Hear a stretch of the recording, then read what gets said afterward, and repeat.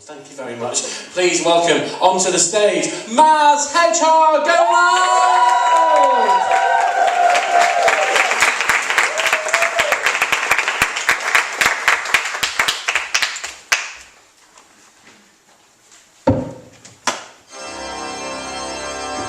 This tale, like 1,000 others before it, happens in a kingdom. In it, King Stephan's head bears the crown. His reign is one of peace and plenty, such that in some quarters he came to be known as Stephan the Wise, Stephan the Just, even Stephan the Good. He had a wife, Iris. She was lovely as a summer storm, and dark as a moonless night. Yet, for all their abundance, they did not have a child. Many a night, he sat, surrounded by his courtiers, quaffing wine like water. Stephan told them that wishing to see his line continue, he would cure his wife's barrenness by means of old magic. He dismissed their gasps, his courtiers' fears of witchcraft and ill omens. Stephan railed against the impotence of his court doctors and their useless cures. He lectured his courtiers at length on the natural abilities of true-born kings, explained they led him to me, the witch who inhabits his wife's forest. Stephan boasted that he understood the power in my line, the consequences of my contracts, mine, no less. Yet, for all his natural-born wisdom, he thought he knew the cost. Stephan entered my grove, astride a fine grey gelding. I might have called him beautiful. He was so tall and so strong, so covered in the wealth of his birthright, from the scented oils in his hair to the soft leather of his shoes, but the carefully neutral look in his eye and hard set of his shoulders radiated contempt. It soured the features I already so despised. Still,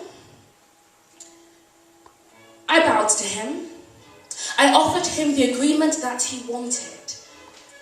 We sealed it with ink, with blood and with nightshade. And then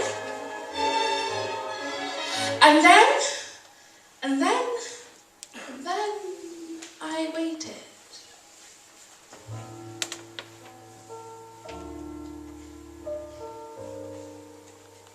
When the time was right, I came, and then Iris came, and her belly grew and grew. When the time came, she burst, and she bled, and her coffin was wrought of clay and iron, and spelled by men with pale eyes and white hands. They said my name like it was poison. Stephan said my name like it was poison, like I didn't give him exactly what he asked of me, like my coming didn't fill her with joy, like we didn't love his heir into the world.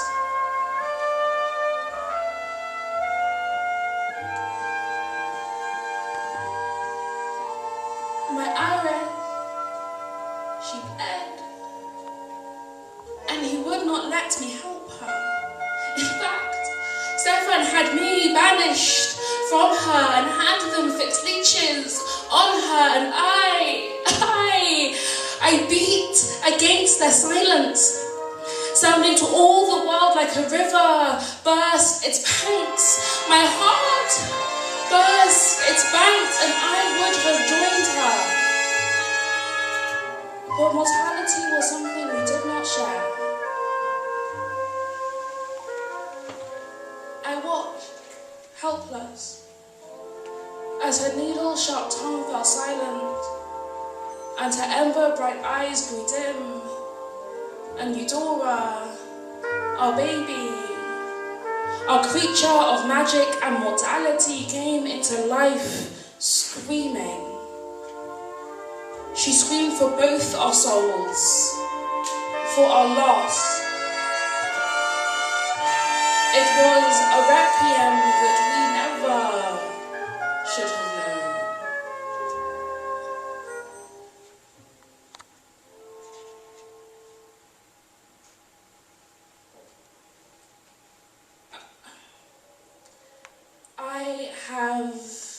I have neglected an important part of this tale.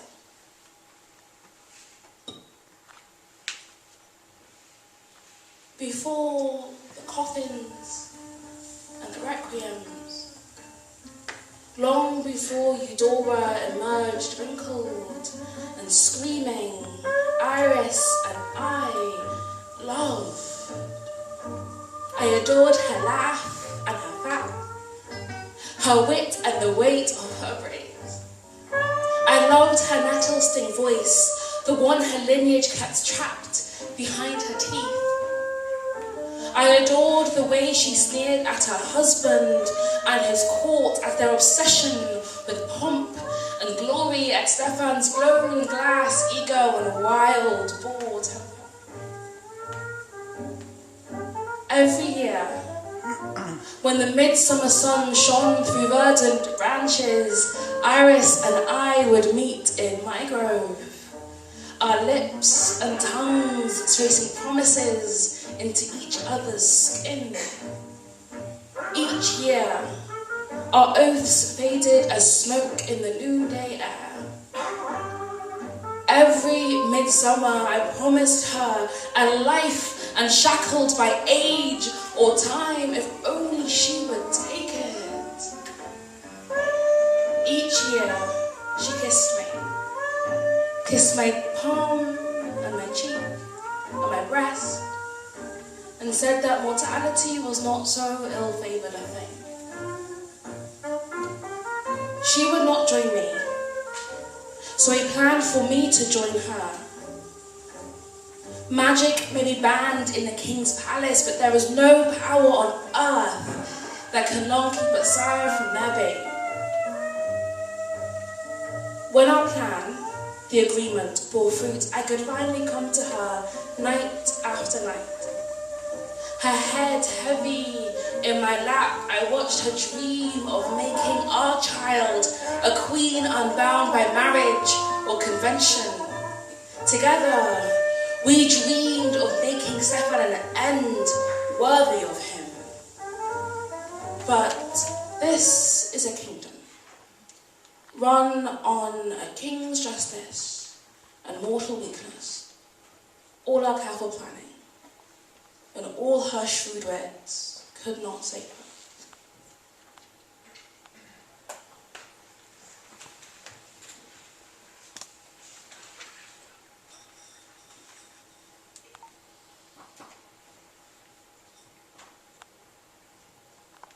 Iris, it has been near a half dozen midsummers, missed kisses. I have not forgotten, no. Have not allowed our dreams to grow old and frail, wither into rose-tinted regrets. I watch over Eudora. I come to her when she is sleeping and whisper oaths into her dreams. But some nights, our daughter thinks she can hear you breathing. I know, my love, I know. Stefan speaks to her. He is teaching her to hear the voice of a woman who spent all her energy seeking to be quietly. A queen made of regal stillness and splendid shadows. Whenever Stefan looks through her, ignores her until she makes herself a mirror and a metaphor. Whenever he chokes her with honor and shame, She thinks she can hear the moment your life was sold for her own. Our child is so young, so easily deceived. She hears naught but the echo of a lie, and the hunger I am teaching her a name for.